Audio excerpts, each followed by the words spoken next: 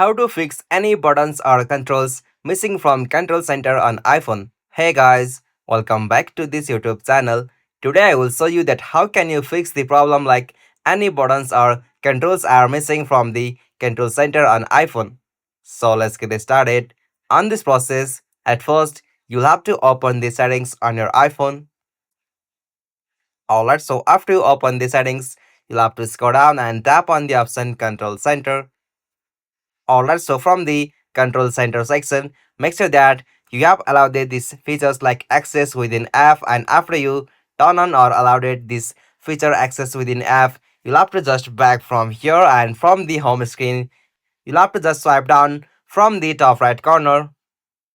Alright, so after you open the control center, you'll have to just tap and hold your control center.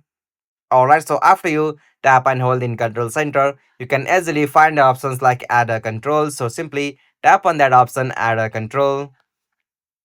Alright, so simply from the search control section, you can easily find out all of the controls that are available on your iPhone, or you can also easily search for the control which you have been looking for. So simply you can easily find any control from here, and after you find it, you can easily tap on that, and from there you can easily add that feature or control on your control center. So in this way you can easily find or add any buttons or controls on your control center.